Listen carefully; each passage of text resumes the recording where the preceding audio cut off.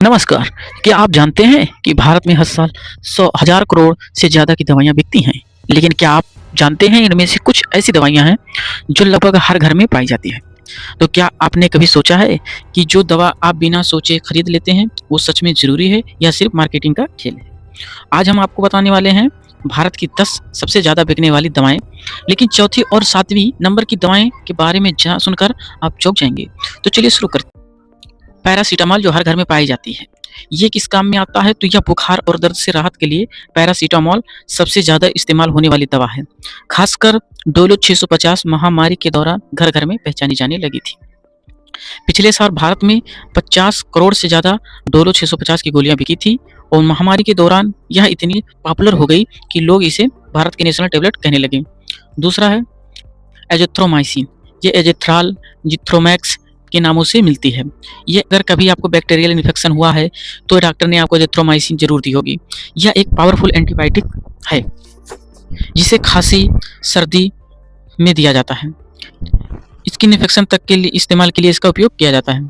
Azithromycin को अक्सर सर्दी, खाँसी में यूज़ किया जाता है, लेकिन क्या आपको पता है कि 80% लोग इसे बिना ज़रूरत के खा लेते हैं और यही एंटीबायोटिक रेजिस्टेंट का सबसे बड़ा कारण बनता है। चलिए हम देखते हैं अगला। मेटफॉर्मिन। ये ग्लाइकोमेट, ग्लूकोनार्म के नामों से मार्केट में मिलती है। तो यह डायबिटीज आज भारत में तेजी से बढ़ रही है और मेटफॉर्मिन सबसे ज़्यादा प्रिस्क्राइब की जाने वाली दवाओं में से एक है। यह ब्लड शुगर को कंट्रोल करने में मदद करती है। मेटफॉर्मिन गलती से क्रांतिकारी दवा बन गई थी।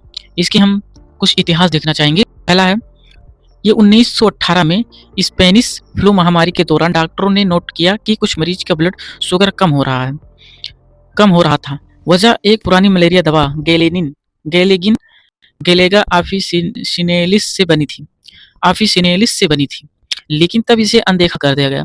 फिर 1940 में वैज्ञानिकों ने पाया कि गैलेगिन जैसे कंपाउंड ब्लड शुगर कम कर सकते हैं। 1957 में एक फ्रेंच डॉक्टर जीन स्टर्न ने मेटफॉर्मिन को डायबिटीज के नाम के लिए टेस्ट किया और चौंकाने वाले नतीजे मिले। यह असरदार और सुरक्षित है। तो लगभग 1970 अमेरिका ने इसे खतरनाक समझकर रिजेक्ट कर दिया, लेकिन यूरोप में और एशिया में इसका इस्तेमाल बढ़ता गया। 1995 में आखिरकार एफडीए ने इसे मंजूरी दी और तब से यह दुनिया की सबसे ज़्यादा बिकने वाली दवा बन गई और जो कि यह डायबिटीज़ दवा बनी। चलिए, क्या है कि एक गलती से खोजी गई दवा ने करोड़ों जिंदगियां बदल दी। क्या आने वाले वक्त में मेटफॉर्मिन लंबी उम्र और कैंसर रोकने में क्रांतिकारी साबित होगी? तो आगे देखते हैं। पेंटोप्राजोल, जो ओमेप्राजोल है, एसिडिटी और गैस्ट्रिक प्रॉब्लम के लिए सबसे ज़्यादा बिकने वाली दवाओं में से एक है, जो पेंटोप्राजोल और ओमेप्राजोल है। यह पेट और एसिड को कम करने का काम करती है।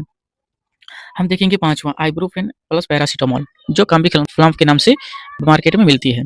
दर्द से परेशान व्यक्ति की दर्द, बॉडी पेन या मांसपेशियों में खिंचाव हो तो काम्बिफ्लाम जैसी दवाएं तुरंत राहत देती है, लेकिन इसे ज़्यादा लेने से पेट पर असर पड़ सकता है, इसलिए सावधानी से लें।